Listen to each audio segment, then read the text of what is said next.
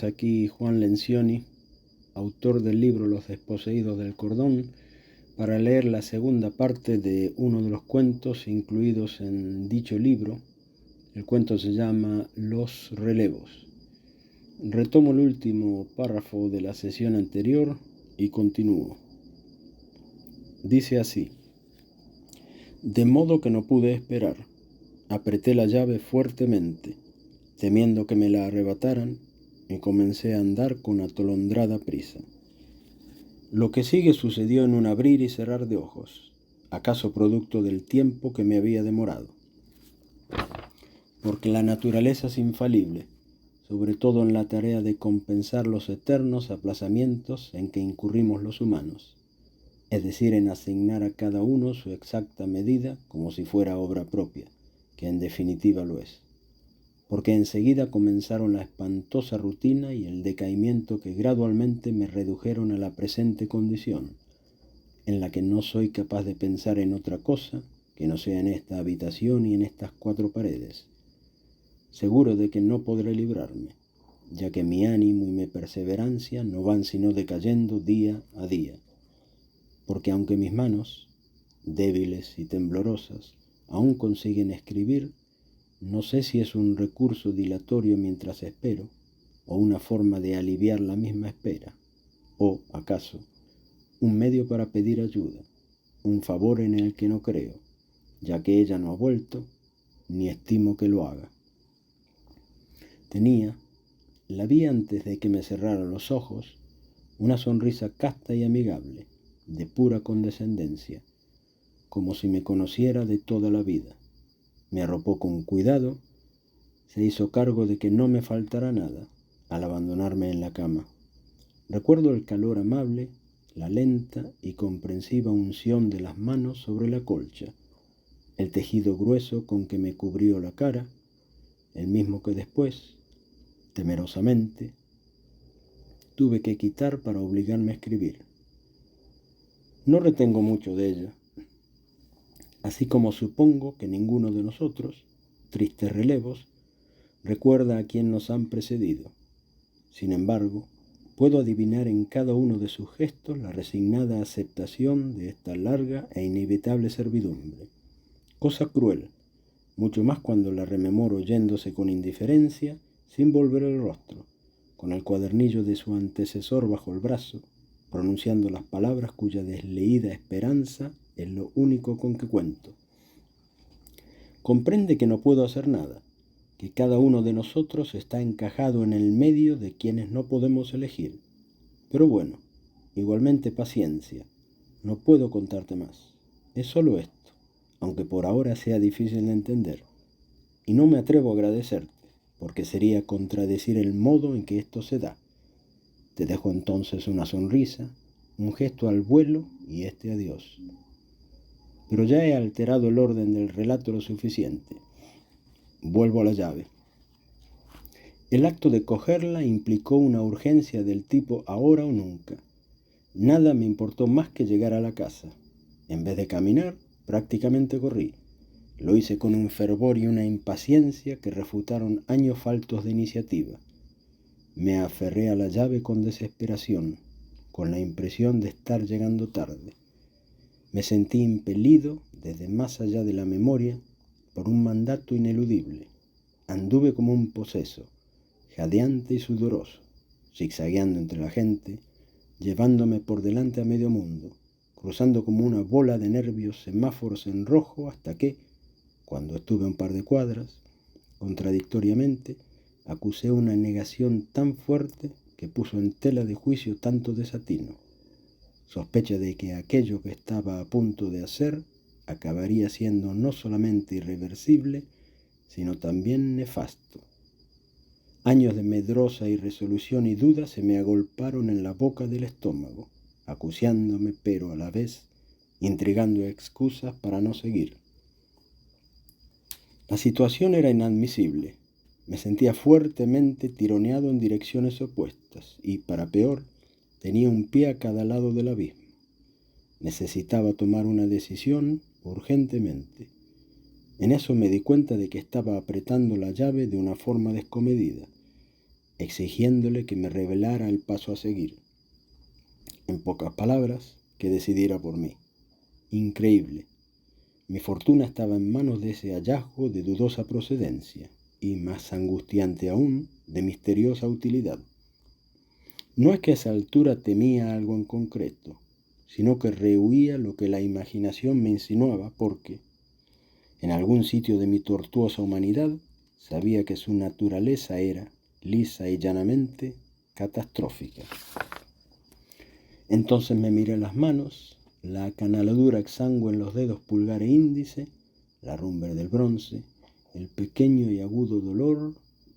Me cuesta admitirlo, pero por más que nuestra vanidad de breve Homo sapiens reclame lo contrario, no es uno quien toma las decisiones. De esto estoy seguro.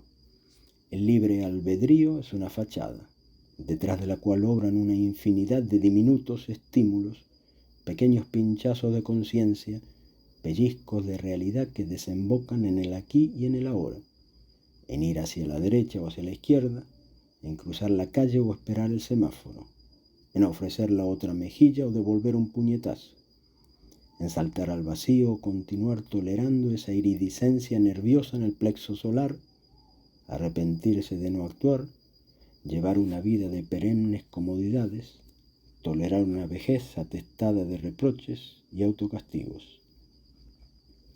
Al fin de cuentas, todo sucedió sin que dejara de marchar, tan rápidamente que, cuando miré hacia la derecha, me descubrí plantado ante el enorme portón.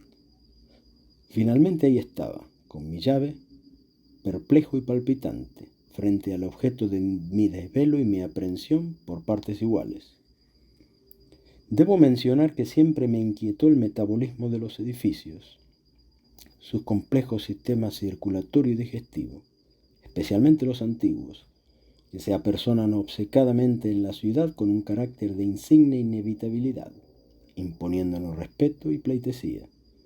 Quizá debido a mi formación profesional, los he siempre asimilado a un organismo viviente, los umbrales, imprevisibles bocas que seleccionan el tránsito de la gente.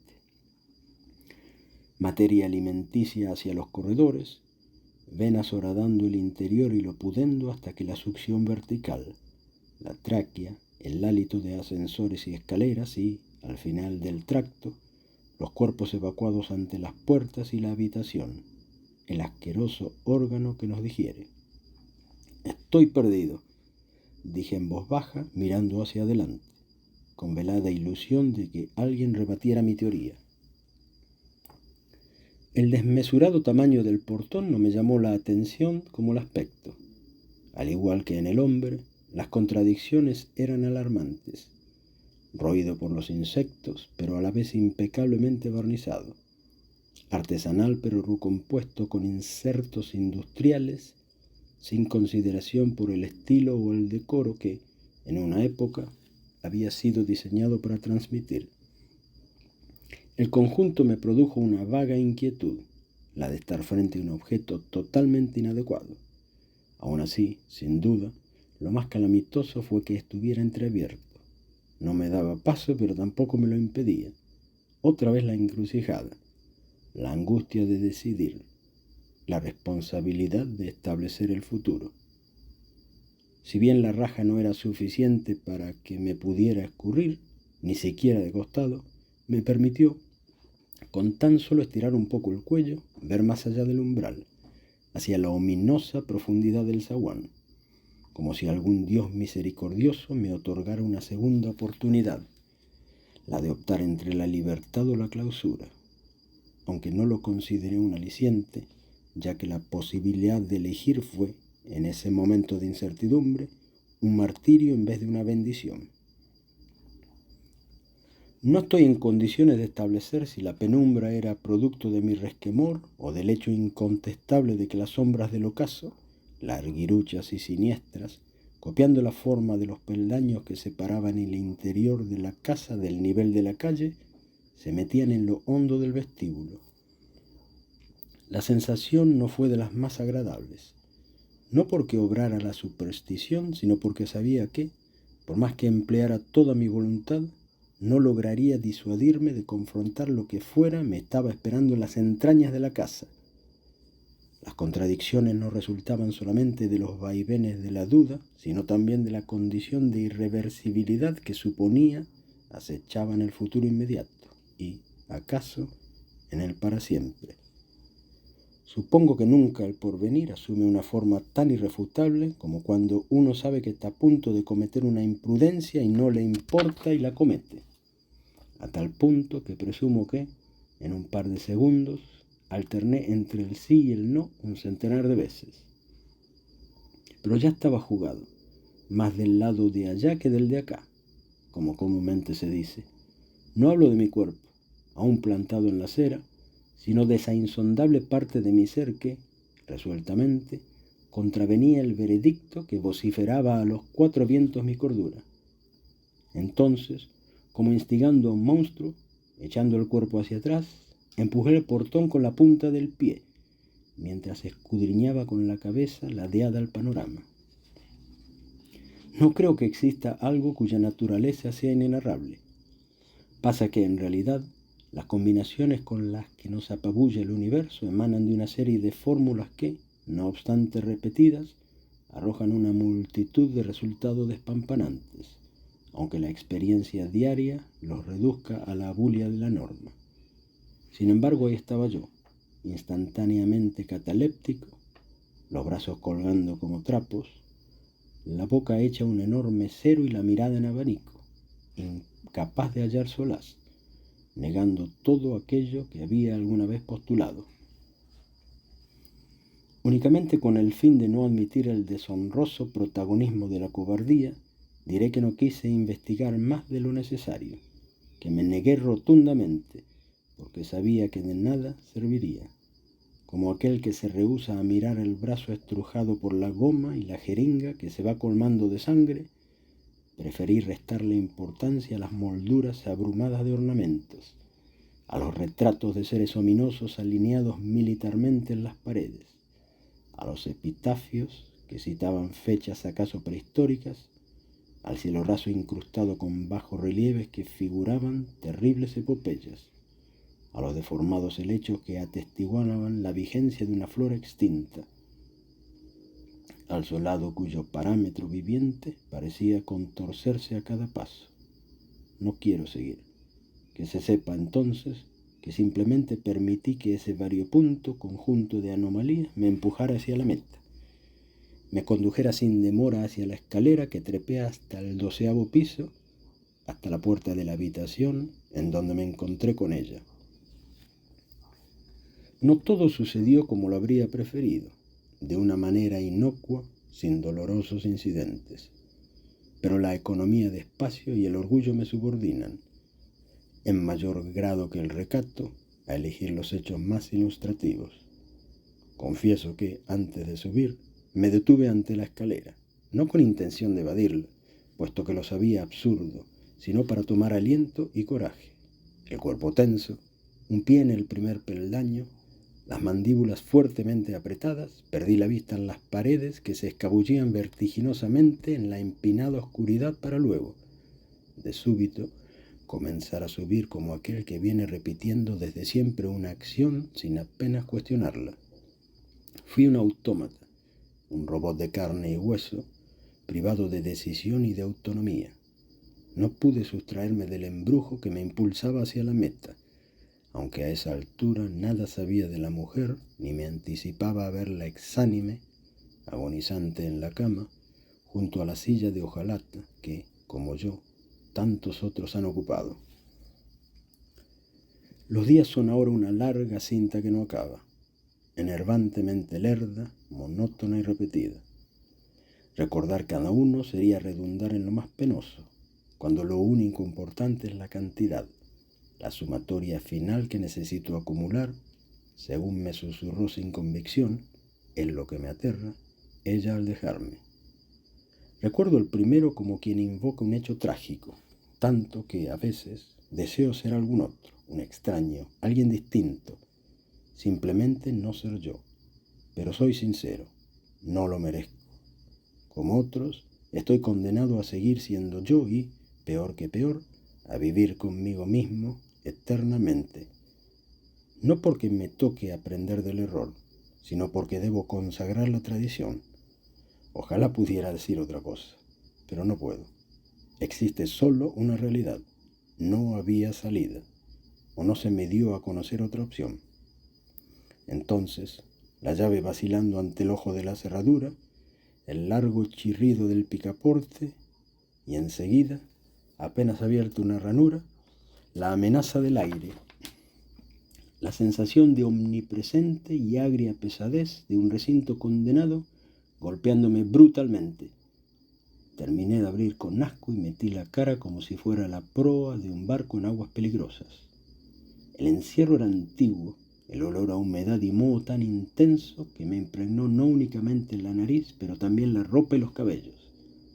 El aire averiado por el sudor, la respiración y las demás funciones corporales me transmitieron una larga y siniestra clausura hacia la que adelanté, no sin miramiento y repugnancia, el primer paso y el segundo, milimétricamente, mientras buscaba a tientas la tecla de la luz, teniendo, a la vez, certidumbre de que era inútil, sabiendo que a partir de ese momento debería adaptarme como un bicho a un clima pernicioso, avanzar al tacto por la habitación vacía, a no ser por la cama pegada a la pared adyacente a la ventana, que, según la práctica, debía permanecer cerrada hasta el día mismo de la redención, para volverse luego a cerrar en continua, repetida y pasmosa eternidad. No pude encontrar el comando de la luz. Imagino que un hado piadoso velaba por mí, privándome de ver de lleno el espectáculo, preparándome gradualmente para la revelación del misterio. Pero no me importaba porque, a esa altura, sabía qué hacer. Así que, una vez de lleno en la habitación, me negué a girar inmediatamente. Era plenamente consciente de que ella estaba un paso a la izquierda. Me adjudiqué el derecho a esa demora infinitesimal como una terquedad aceptable, o como el capricho de una criatura ante el plato de sopa, pese a la ceñuda vigilancia de los padres. Busqué excusas y dilaciones de a miles. Me arrepentí como era debido, y también refunfuñé como obligaba la impotencia. Descarté la ayuda, el socorro y la comprensión, como estrategias propias del que aún estima que la ilusión es permisible. Estaba donde estaba y el presente, concentrado como nunca, se me declaraba con una precisión infalible. Nunca había sido tan yo mismo, nunca un individuo tan cabal, tan realizado. Nunca, jamás, me había una situación definido tan exhaustiva y minuciosamente. Me sentía íntimamente identificado con la habitación. El suelo eran mis pies, el aire acre conformaba mis pulmones. Las paredes agrietadas mimetizaban mi piel. No existía otra posibilidad en el universo entero que no fuera esa misma, que no me determinara tanto como lo hacía la habitación, que no me encarnara tan despiadadamente como lo hacía la mujer. Con aprensión me di cuenta de que mi vida entera estaba contenida en ese instante. Entonces giré lentamente desde los talones, con la convicción de que ya no podría evitarla, con la seguridad de que los motivos de mi resistencia obedecían tan solo al último respiro de mi libertad. Bueno, acá concluye esta segunda parte. Volveré a la brevedad con la tercera y supongo que la última. Muchas gracias por estar allí, muchas gracias por escuchar. Nos vemos, hasta luego.